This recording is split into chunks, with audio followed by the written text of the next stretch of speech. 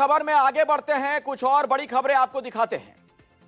लोकसभा में विपक्ष के नेता राहुल गांधी ने एक बार फिर से बीजेपी पर देश में नफरत फैलाने की कोशिश का इल्जाम लगाया। दिल्ली के उत्तम नगर की घटना का जिक्र करते हुए राहुल गांधी ने कहा कि खून खराबा केवल बीजेपी और उसका इकोसिस्टम चाहता है, जो नफरत के तवे पर हिंसा की रोटी सेकने के हर मौके का फायदा उठाता है। बीजेपी चाहती है कि देश हिंदू मुसलमान में उलझा रहे, ताकि लोग ये ना पूछ सकें कि आखिर प्रधानमंत्री देश की रक्षा, ऊर्जा सुरक्षा, खाद्य सुरक्षा और सामरिक संप्रभुता को अमेरिका के हवाले करने पर क्यों मजबूर हैं। और इसीलिए दिन दहाड़े देश की राजधानी में फिर से दंगों जैसे हालात खड़े किए जा रहे हैं। राहुल ने दिल्ली वासियों से अनुरोध किया है कि वो किसी बहकावे में ना आए, क्योंकि देश की शक्ति हमारी एकता, भाईचारे और मोहब्बत में है।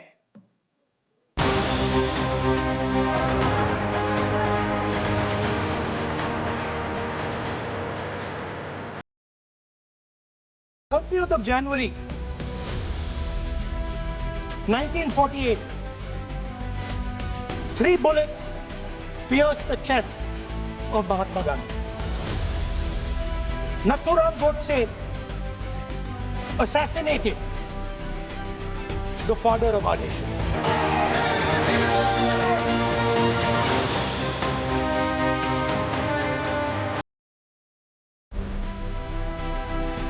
नफरत और हिंसा फैलाते हैं। जहां भी ये जाते हैं,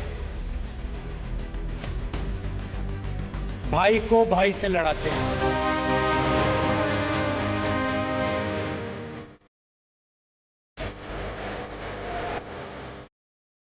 में जाओ तो आपको एक शेर दिखेगा, अकेले रहते हैं शेर, मगर कांग्रेस पार्टी ऐसी पार्टी है जहां सारे के सारे शेर एक साथ खड़े हो जाते हैं, मिल जाते हैं।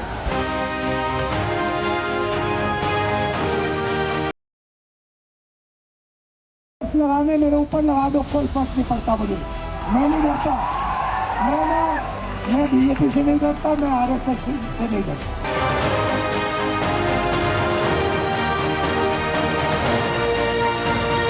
नरेंद्र मोदी जी पूरा हिंदू समाज नहीं है, बीजेपी पूरा हिंदू समाज नहीं है, आरएसएस पूरा हिंदू समाज नहीं है। ये ठेका नहीं है बीजेपी। नफरत के बाजार में मोहब्बत की दुकान, एक ही मांग, एक ही आह्वान, और राहुल के इस मुहिम में शामिल हो गया पूरा हिंदुस्तान। भारत जोड़ो यात्रा के दौरान पहली बार हुआ यह आह्वान राहुल की पहचान बन गया, और रफ्ता रफ्ता मोहब्बत की दुकान खुलने का सिलसिला भी बढ़ता चला गया। उत्तराखंड की कोटद्वार में दीपक नाम का एक जिम ट्रेनर नौजवान एक मुस्लिम बुजुर्ग की हिफाजत में सीना तान कर खड़ा हो गया, और राहुल गांधी ने मोहम्मद दीपक से मुलाकात कर उसके हौसले को सलाम किया। लेकिन जाहिर है ये सब जगह नहीं हो सका। दिल्ली के उत्तम नगर में होली की रात मामूली विवाद में तरुण नाम के एक नौजवान की हत्या कर दी गई। आरोपियों की गिरफ्तारी हुई और त्योहारों के सीजन में बुलडोजर की कार्रवाई भी शुरू हो गई। सियासत इस वारदात को सांप्रदायिक रूप देने में मशगूल हो गई। राहुल गांधी को ये बात बर्दाश्त नहीं हुई और उन्होंने सत्ताधारी बीजेपी पर सीधा हमला बोल दिया। एक्स पर उत्तम नगर की घटना का जिक्र करते हुए राहुल गांधी ने लिखा, उत्तम नगर के लोगों ने हिंसा की भारी कीमत चुकाई। एक तरफ एक जवान लड़के तरुण की जान चली गई, दूसरी तरफ एक पूरा परिवार उत्पीड़न का सामना कर रहा है। उन्हें और खून खराबा नहीं चाहिए। खून खराबा केवल बीजेपी और उसका इकोसिस्टम चाहता है, जो नफरत के तवे पर हिंसा की रोटी सेकने के हर मौके का फायदा उठाता है। वो चाहते हैं कि देश हिंदू मुसलमान में उलझा रहे, ताकि लोग ये ना पूछ सकें कि आखिर प्रधानमंत्री देश की रक्षा, ऊर्जा सुरक्षा, खाद्य सुरक्षा और सामरिक संप्रभुता को अमेरिका के हवाले करने पर क्यों मजबूर है। इसलिए दिन दहाड़े देश की राजधानी में फिर से दंगों जैसे हालात खड़े किए जा रहे हैं।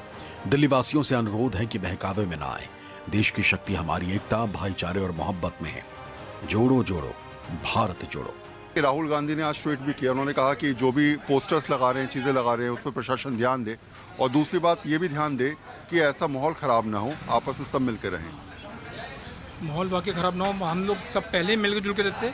मुझे यहाँ 52 साल की एज हो गई है, करीब 65 साल तो हम लोग को हो ही गए हैं पहले। आज तक कभी ज़िंदगी में ऐसा माहौल कभी देखा ही नहीं है।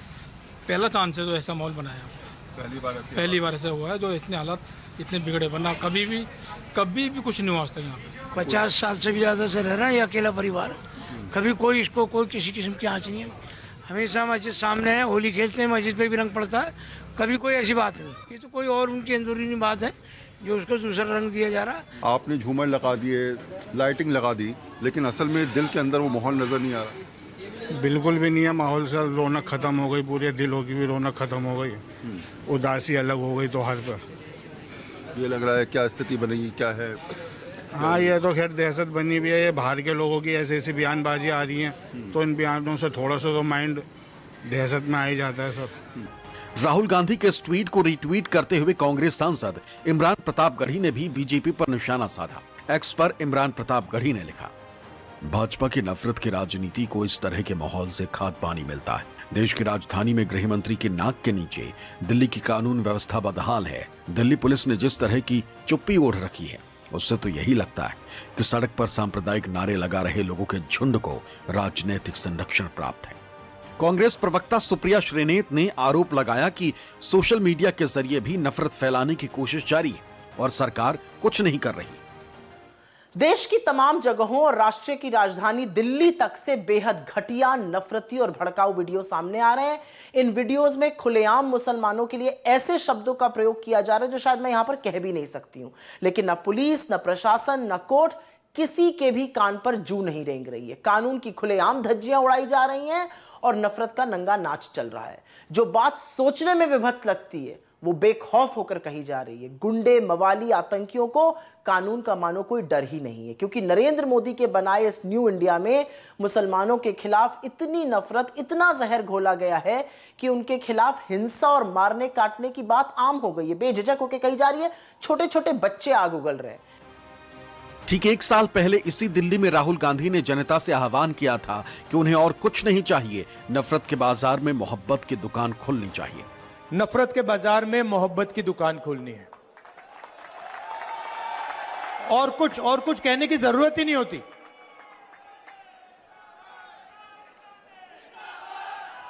हम नफरत का हिंदुस्तान नहीं चाहते हैं।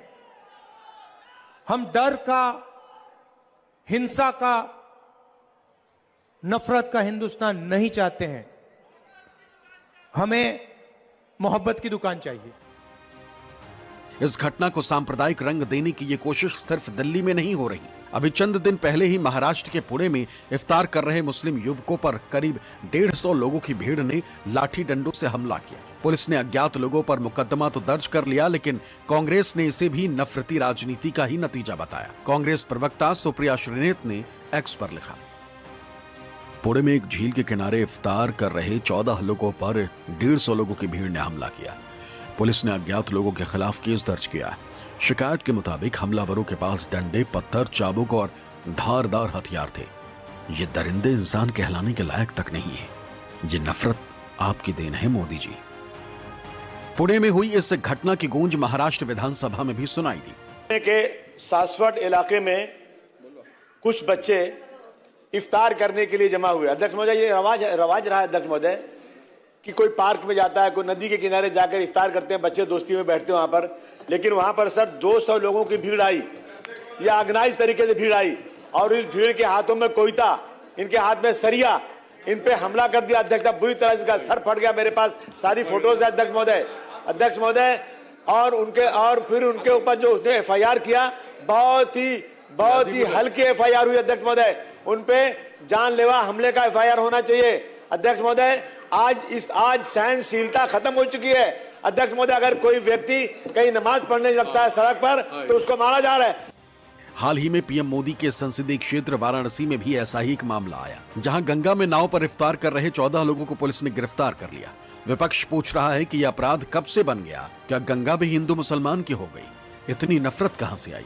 ये दिनांक 16/3/2026 को थाना स्थानीय पर एक प्रार्थना पत्र आता है जो श्री रजत जायसवाल जी के द्वारा दिया गया था, जिसमें कुछ व्यक्तियों के ऊपर आरोप है कि ये लोग किसी बोट में सवार होकर पंचगंगा घाट के सामने इफ्तार पार्टी में चिकन बिरयानी का सेवन कर रहे हैं। मामले की गंभीरता को देखते हुए इसमें तत्काल प्रभाव से अभियोग पंजीकृत किया गया तथा टीमें गठित करके जगह जगह दबिश दी गई। अच्छा, नाव पे क्यों नहीं मना सकते? हम अपने छत पे मनाना चाहते हैं, छत पे मनाएंगे त्योहार। नॉनवेज खा लिया था उसमें। ये सब देखिए, ये सब बहाने हैं। ये सब बहाने हैं हमारे आपके बीच में दूरियां पैदा करने के लिए, क्रूज जो चल रहा था उस पे भी हमारे आपके बीच में दूरियां पैदा करने के लिए। और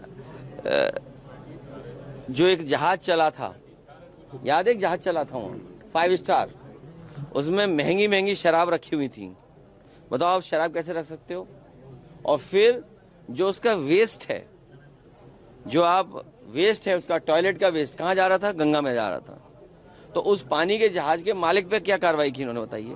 अखिलेश जी को यही करना ही है। किस कुरान में लिखा है कि गंगा नदी में और जाकर के आप नाव पर बैठ करके रोजा खोलिए हैं?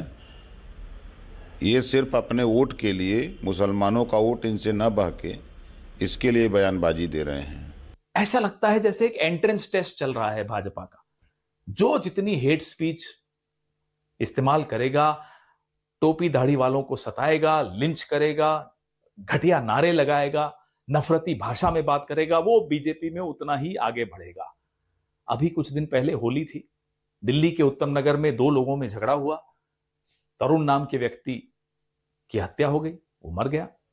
उसके बाद आरएसएस और बीजेपी ने इस पूरे वाकये को इतना उग्र कर दिया, इतना सांप्रदायिक कर दिया कि आज दिल्ली की सड़कों पर जुलूस निकालते हुए लोग दिखते हैं कि साहब खूनी ईद होगी, मुसलमानों का सफाया कर दिया जाएगा, और दिल्ली पुलिस चुपचाप मूक दर्शक बनकर बैठी है। भाई किस चीज का इंतजार कर रहे हो? जो लोग नाव में सवार थे उनके खिलाफ मुकदमा कायम किया, उन्हें गिरफ्तार किया।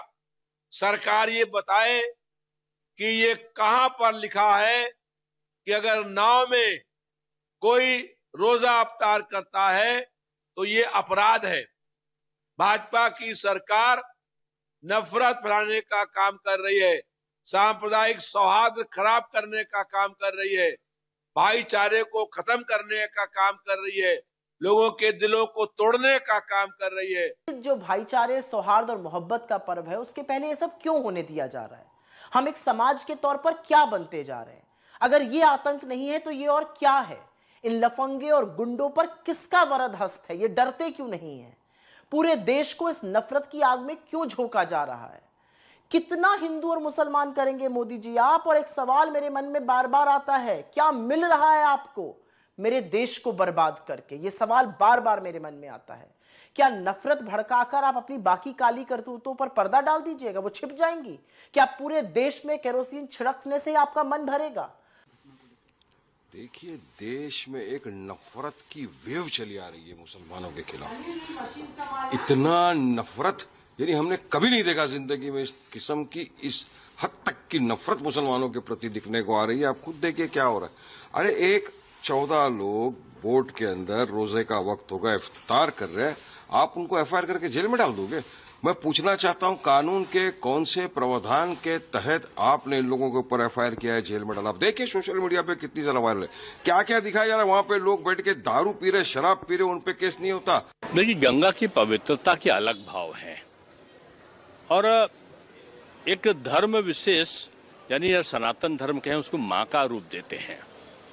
तो मैं समझता हूँ कि किसी को भी इस प्रकार की उससे बचना चाहिए, और कानून अपने हिसाब से कानून काम करता है। रखो, सबसे पहला काम है गंगा की पवित्रता बरकरार रहनी चाहिए। अरे गंगा में नाले गिर रहे हैं, उसके ऊपर भी बात कर लो कि गंगा के अंदर सारे नाले सीधे डाले जा रहे हैं, उसके ऊपर एफआईआर कराओ ना।